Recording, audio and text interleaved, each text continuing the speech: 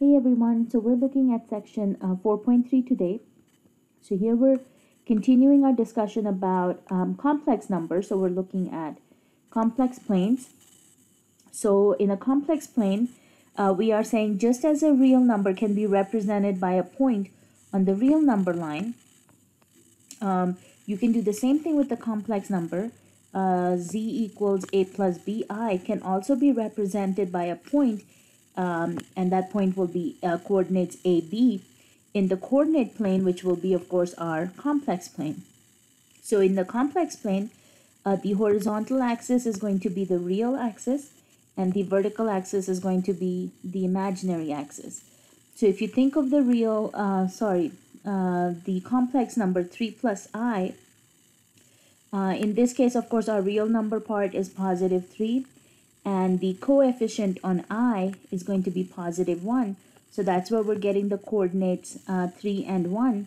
And so going 3 on the real axis and 1 on the imaginary axis, we have our point over here, which will represent this complex number. And then if you have a complex number negative 2 minus I, then of course that's going to be the real part is going to be negative 2. And the coefficient on I is going to be negative 1. So that's going to be negative 2 on the real axis and negative 1 on the imaginary axis. And you can go ahead and get your points plotted on the complex plane. So pretty straightforward, very similar, but instead of having x and y axes, you have the real and the imaginary axes here. Okay, and then we're talking about the absolute value, or you can also call it the modulus. So we are saying the absolute value or the modulus of the complex number, a plus bi, is going to be the distance between the origin at 0, 0 and our complex number, which will be represented by the point AB. So if you can find that distance from 0, 0 to the point AB, that's basically going to be the absolute value or the modulus of our complex numbers. And of course, the plural for that is moduli.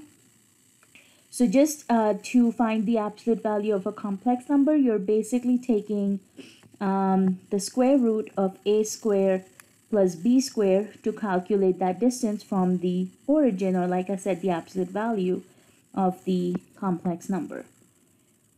Okay, so they are saying when our complex number is actually a real number, that means the b part is going to be 0, which means bi will become 0, and you're just left with a. So if you plug this into the absolute value definition here, you will actually end up getting that same answer. So if I take a plus 0i and take its absolute value, that of course is going to be the square root of a square plus 0 square, and square root of a square of course comes out to be the absolute value of a. So that's kind of what they're talking about here. So let's take a look at this example and see how we can plot and find the absolute value of the given complex number over here. So we are given negative 2 plus 5i. So of course, when you write negative 2 plus 5i as a point, that will become negative 2 for the real part and positive 5 for the imaginary part. So you are going negative 2 on the x-axis, positive 5 on the imaginary axis, and of course this comes out to be your point.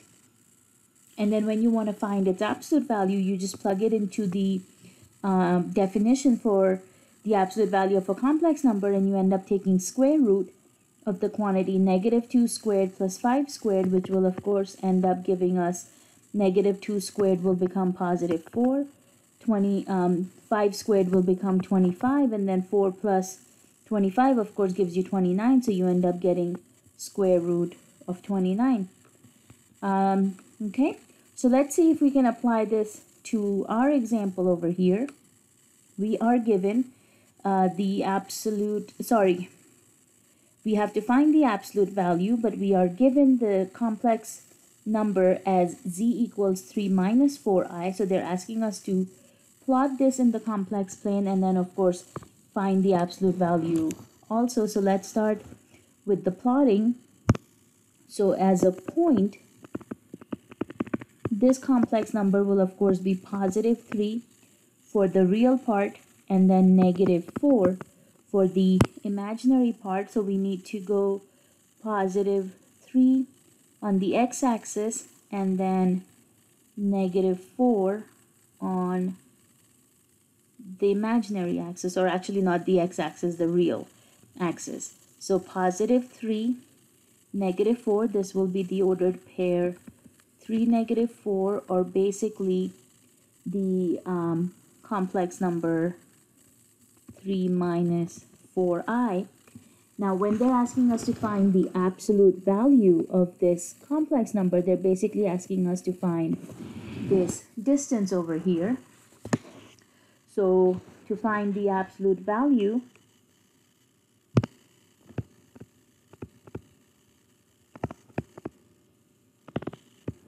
so we're going to take the absolute value of our complex number. So that's going to be, by definition, we take 3 squared plus the square of negative 4, and of course that will come out to be 3 squared is 9. Negative 4 times negative 4 will be positive 16, and of course square root of 9 plus 16 will end up giving us square root of 25, and of course square root of 25 will simplify into the number 5. So this is going to be the absolute value of our complex number 3 minus 4i. Okay, so hopefully this is not too bad for you to understand. I hope it's pretty straightforward. So of course here we will say the absolute value of our number is going to be 5, or the distance from 0 to the complex number is going to be 5. Okay, now let's talk about operations with complex numbers in the complex plane. So we didn't really talk about section 3.3, but if you want to go and look at how to add and subtract vectors, I would definitely recommend to go look at 3.3 if it's been something you haven't seen in a while. Okay, so basically we're going to use that same idea of adding and subtracting vectors to help us add and subtract complex numbers geometrically in the complex plane. So if you have the complex number z equals a plus bi, you can use it to be you can actually represent it by the vector u equals the coordinates a and b, but you will notice instead of parentheses we are using these different types of brackets. Now usually when we write vectors, we actually write them like this with that partial arrow on top of it. So that's how we know to differentiate it from just a variable to a vector. So they are saying, for example, the complex number z equals 1 plus 2i, of course, would be represented by the vector u equals 1 comma 2. Okay, now when we're talking about adding vectors, so let's say we have two vectors u and v. So the way you actually go ahead and add them is you take this vector v, you're going to leave the vector u as it is, and we're basically going to take that same vector and just move it to the top where it will, the end of vector v is going to meet the tip of vector u, and it's going to be going in that same orientation, same direction, like this, and this will be your vector v. And then when you take the distance from the origin till the tip of vector v, this ends up becoming your u plus v vector, or basically the addition of the two vectors. So we're basically taking this vector from here and moving it up here. And you know, essentially, if you would connect these ends over here, you would actually end up getting a parallelogram. So basically that diagonal of the parallelogram ends up becoming your sum of the vectors u plus v. So that's kind of the idea here with the addition of vectors. Okay, So let's see how we can go ahead and do this with our own example over here. So we are given complex numbers 1 plus 3i and 2 plus I, and they want us to add this in the complex plane. So we take each one of these and represent them by a vector. So vector u will be 1 comma 3. For the second number 2 plus I, that will be vector v 2 comma 1. And of course you will go ahead and graph these. So we start with 1 comma 3 vector, which will be this vector u over here. And then essentially from the tip of vector u, you will go 2 units to the right and 1 unit up to help us draw vector v. And then when you take the distance from the, not the distance, but the vector that goes from the origin to the tip of vector v and where it ends, that will become the sum of our two vectors. So that is ending at 3 comma 4, or you can write it as 3 plus 4i. And of course, you know, we talked about how to add and subtract complex numbers in section 4.1. So of course you can see when I add 1 plus 2, we get 3. When we add 3i plus 1i, we get 4i. So you can verify that answer, but of course in this case you want to show geometrically how you add your two vectors, or basically how you're adding these complex numbers geometrically. Okay, so let's go ahead and take a look at our problem over here. So we are given, find the sum of 3 plus I and 1 plus 2i in the complex plane. So let's go ahead and look at this one over here. So we'll start by rewriting 3 plus I as our vector u, which will be 3 comma 1. And then for 1 plus 2i, let's write that as vector v, which is going to be 1 comma 2. Okay, so when we start graphing these, let's start with vector u 3 comma 1. So we are going to 3 units to the right, 1 unit up, and this is going to be our vector u. Okay, and then from that tip we will go ahead and add our vector v. So that's going to be 1 unit right and then 2 units up. So right over here, this will be vector v. And then when you go from the origin to the tip of vector v, that's going to be our u plus v vector. And of course you will see we are ending up at positive 4, and this is in line with positive 3, or you can think of this as being the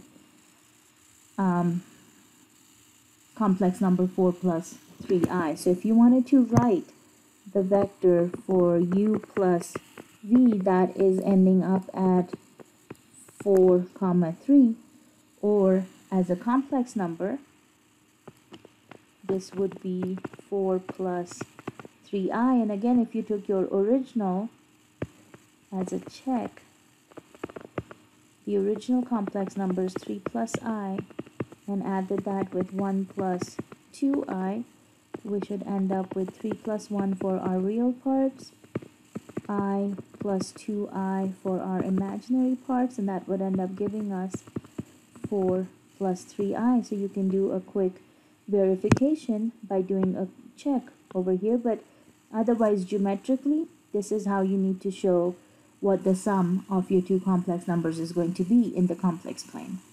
Okay? Alrighty, let's look at how to do subtraction now in the complex plane. So they are saying again, you want to start by representing our vectors as vectors u and v. Then basically what happens is, if this is our vector u and this is our vector v, we actually go ahead and draw its negative version. So if you have vector v here, we're going to go ahead and draw a vector for negative v, and then the distance from the origin to the tip of this negative vector is where you will actually find your subtraction values also. So that's kind of how we would go about doing our little difference of vectors. So let's go ahead and take a look at this example. We are given 4 plus 2i, so that's vector u, 4 comma 2. We are given 3 minus I, so that's going to be the vector 3 negative 1. Now since we have a minus sign over here, that's basically why we end up graphing vectors u and negative v, and that ends up giving us the difference, or in this case, since you're looking at the distance from the origin to the tip of vector negative v, you are actually looking at u plus negative v. So in a way, we are actually using addition between vector u and negative of vector v. Okay, so again, after you have done graphing the 4 plus 2i, that's going to be this vector over here. And since we are graphing the negative of vector v, so this will actually become well, you're kind of looking at it as going in the negative direction, so you would be going in the negative direction for 3 and negative 1. So instead of going to the right 3 units and going down 1 unit, since we are going in the negative v vector direction, so from this tip, for the x values, you would go 3 units back and you would go 1 unit up. So in a way, you can think about from the 4, you are subtracting 3. So that's why when we were at 4 over here, we subtracted 3 and went back 3 units. And then from plus 2 minus 1, you had a positive 1 as a result. So that's why once you got back 3 units, you went up by 1 unit. So that's kind of what you are doing. So basically, we went in the positive u direction, and then to get our negative v, we went in this direction. So this is our u vector, our v vector, and then this distance is going to be the sum of u plus negative v vector. So that's kind of how this math works out to be. So let me show you this example with our problem number 3 over here. They are asking us to find the difference between 2 minus 4i and 1 plus I in the complex plane. So let's rewrite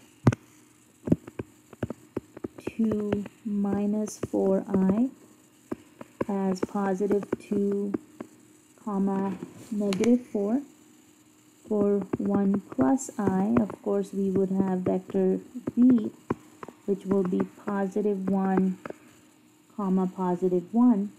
But since we are doing the negative of vector v, that means you are taking the negative on this vector. So that will end up giving you basically negative 1 and negative 1. Okay, so basically both our values will end up negating. So let's start with vector u. We are going 2 units to the right, and then we are going 4 units down. So right over here. So from the origin to this point, this is our vector u. And then we need to go minus 1 for both the real and the imaginary parts. So that means you are going back from here 1 unit. So horizontally from the tip of the u vector, you want to move back 1 unit, and then we are going minus 1. So we need to subtract 1, so we will need to go down by 1 unit. Okay, so from this tip, go to the left 1 unit. This is the subtracting 1 on the real axis, so we move 1 unit to the left, and then for the negative 1 on the on the imaginary, we need to go down by 1. So this is where your negative of vector v will end up being. So this is negative of vector v.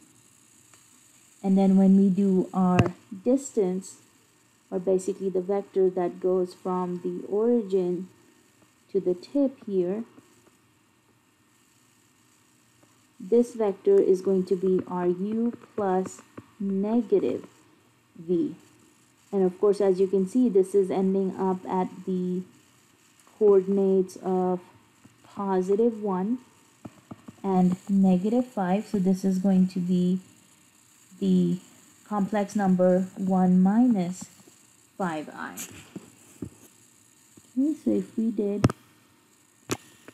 vector u plus negative of vector v, we are ending at 1 negative 5. Well, basically that will be the 1 minus 5i complex number. And like I said, you can do a quick check.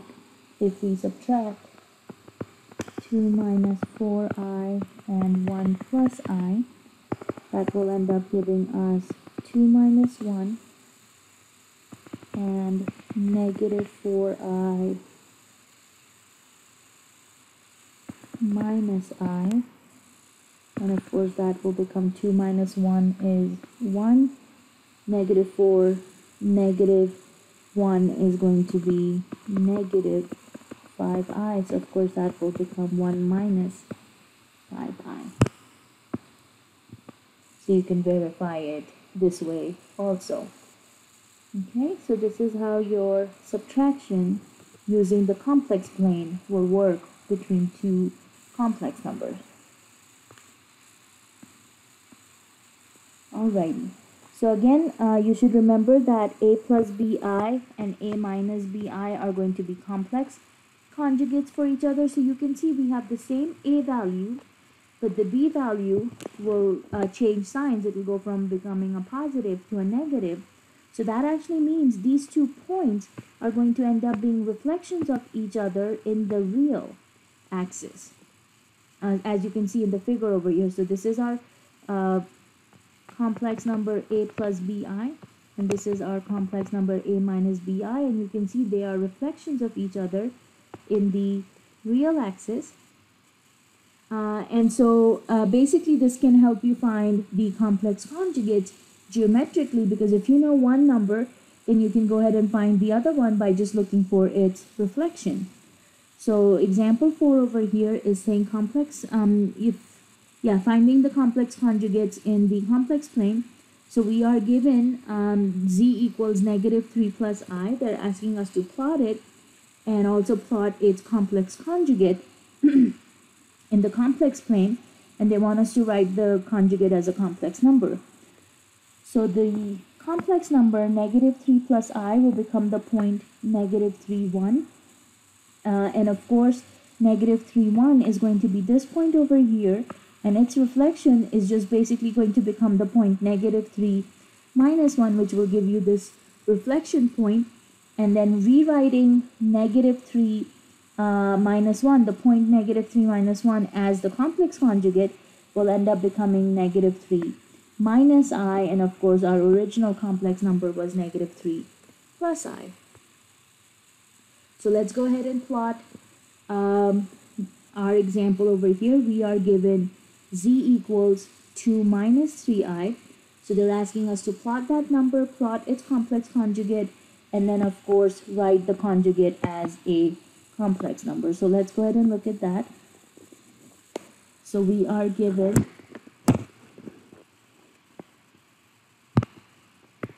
2 minus 3i. So as a point, this number is going to be 2 comma negative 3.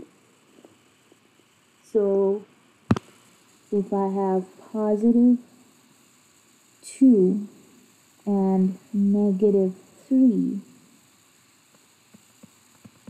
as my original complex number, So I can also write this as 2 minus 3i. Then of course its reflection is going to be with respect to the real axis. So that will be at positive 2 and of course positive 3 over here. So positive 2, positive 3, which of course as a complex number will end up becoming 2 plus 3i. So the complex conjugate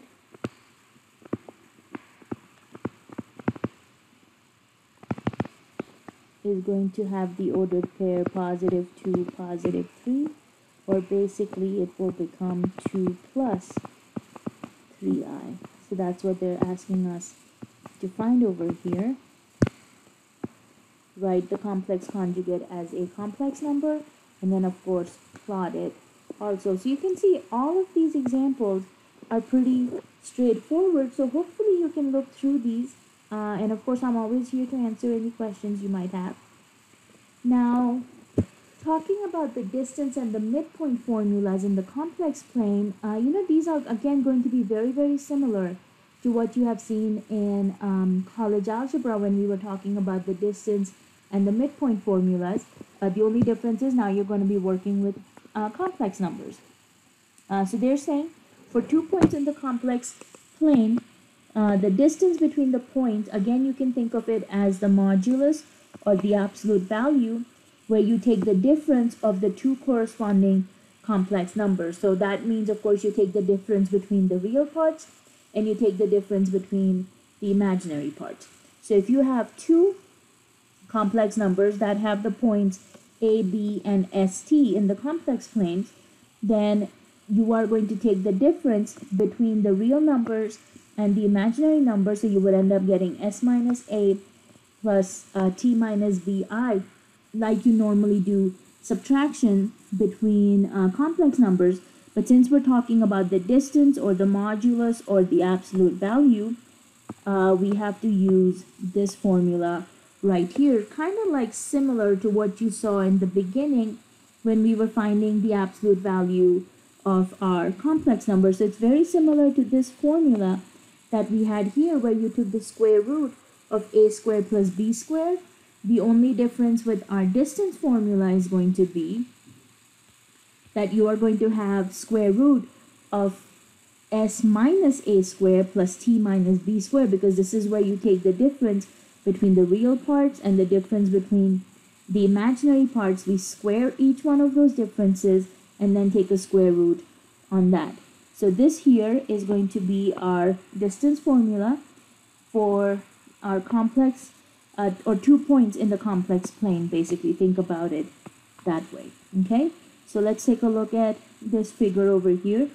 Just in terms of vectors, they are showing you what the magnitude of the vector is going to end up looking like. And when you're talking about the magnitude, you're talking about the distance between the 2 points. So here's our vector u, here's our vector v, and we are trying to find this distance between the two vectors, which will give you the magnitude, or basically the distance between our 2 points. So this symbol here is for the magnitude with the 2 vertical bars that you are seeing around u minus v, but of course we're still using the same distance formula. So call it modulus, call it absolute value, call it the distance formula, or you can think of it as the magnitude of the vector, which is the subtraction vector u minus v. Okay, so let's take a look at this example here quickly. So we are given finding the distance between 2 plus 3i and 5 minus 2i in the complex plane. So let's define this first one as a plus bi, the second one as s plus ti. So then we are doing s minus a, which will be 5 minus 2. So that's where we get this guy from. T minus b will be negative 2 minus 3. So that's where we're getting this from. Now since our t value already has a negative sign, that's why you have this negative 2 over here. So of course 5 minus 2 gives you 3. Negative 2 minus 3 gives you negative 5, which will of course end up giving us 3 squared would be 9.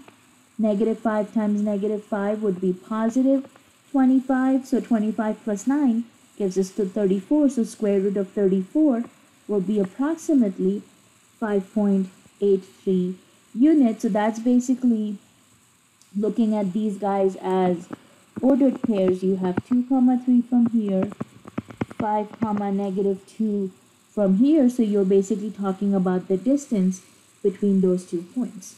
Okay, so approximately 5.83 units. So we have a similar example to that over here. They're asking us to find the distance between 5 minus 4i and 6 plus 5i in the complex plane. So let's go ahead and take a look at these guys. So 5 minus 4i as an ordered pair would be positive 5, negative 4. 6 plus 5i will of course give us the ordered pair 6, comma 5. So I'm actually going to need another bar over here. There we go.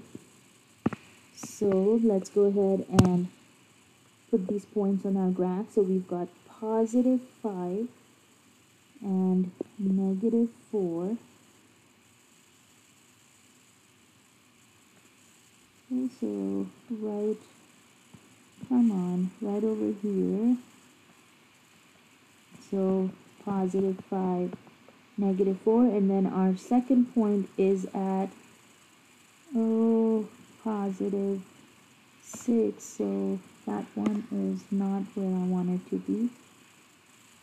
Okay, I'm going to need to fix this a little bit. Oops, nope. Alright, so we need to extend this line so I can get my 6 marker in there. So that will be 5, 6, and this is our real axis. Okay, so we're going to positive 6 and positive 5, so this will actually be going this way. Positive 6 and positive 5 is going to be approximately somewhere over there. Now, we are trying to find the distance between these 2 points. So let me see what this will end up looking like. Probably not going to be a very straight line, but at least you'll get somewhat of an idea. Okay, not very good.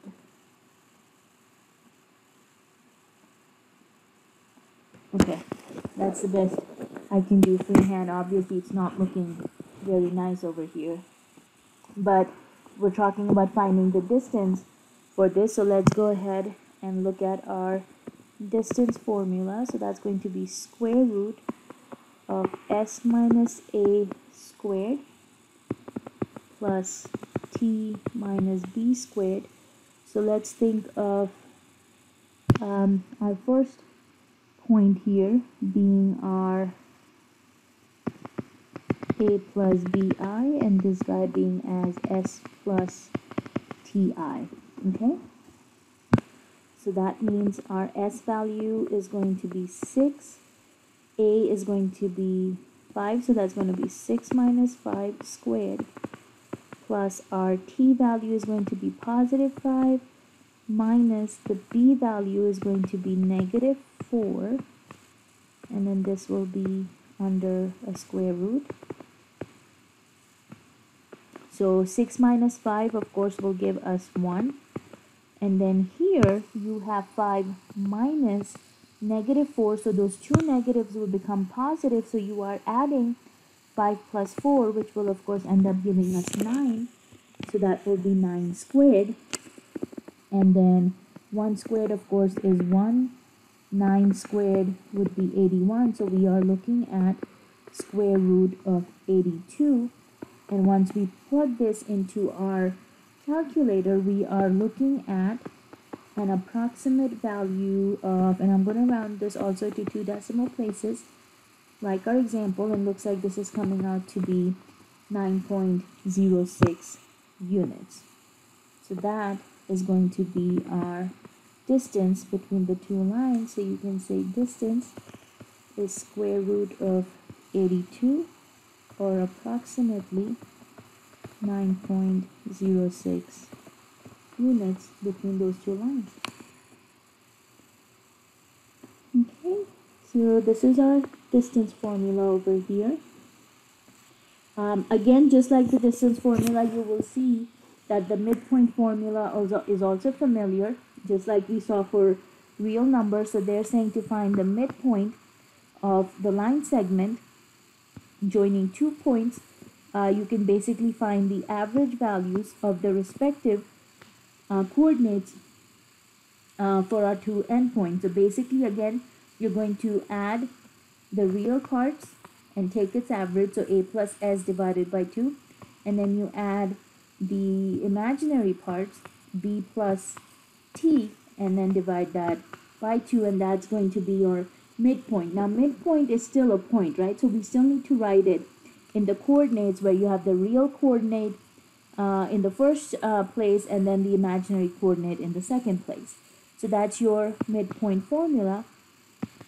Alrighty, so let's take a look at an example for this.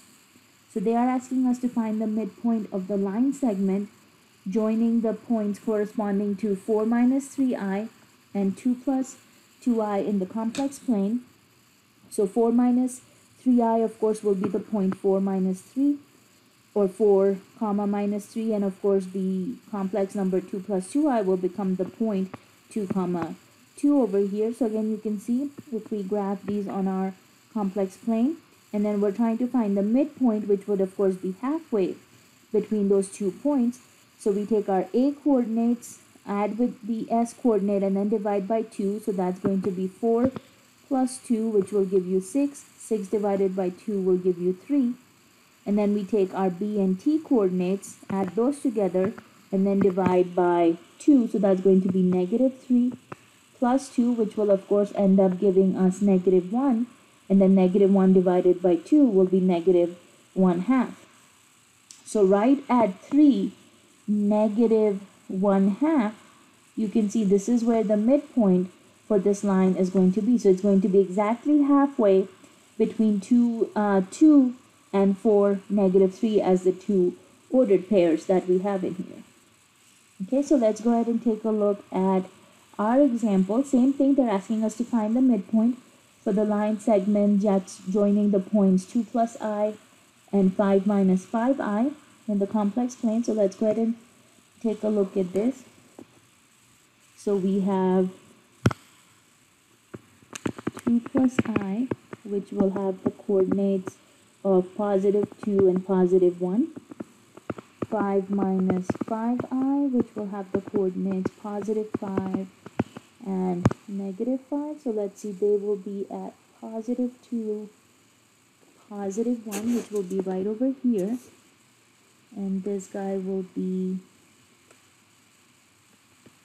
2 comma 1. And then let's see, our next point is at positive 5, negative 5. So positive 5, negative 5. It's going to be somewhere here. So positive 5, negative 5. And then of course, this is a line segment. So let's see if I can draw this line any better. Okay, not too bad. And then of course, we're trying to find its halfway point or its midpoint. So let's think of this as being our a plus bi complex number, and this one as our s plus ti complex number. So to find the midpoint, there we go.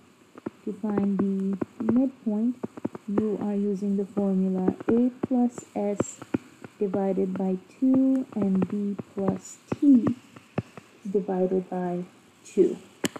So our a value is 2, s is 5, and then the b value is 1, t is negative 5, and again divide by 2. So this will end up giving us 5 plus 2 is 7.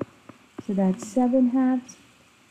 Positive 1 minus 5 will end up giving us negative 4. So that's going to be negative 4 over 2. And of course, this ends up giving us 7/2. Negative 4 over 2 will become negative 2. Now, you know 7/2, of course, is approximately 3.5. So just so you can kind of figure out where to mark your midpoint. So it's basically 3.5 and then -2. So right over here is going to be our midpoint. And you can kind of see visually, it looks like it's kind of halfway between those 2 points. But again, similar formula to what we saw in college algebra for real numbers. Okay, so that's it, guys. That's basically what we are doing here. Midpoint, distance formula, how to find the conjugate for our complex numbers, adding and subtracting complex numbers geometrically, and then of course talking about how to plot these in a complex plane and finding their absolute value. So just to get you guys comfortable with the complex plane and how complex numbers work in that. Okay, so look through the video, look through the handouts, and let me know if you have any questions. Okay, all right guys, be careful, be safe, and I will see you in class next time. Take care. Bye bye.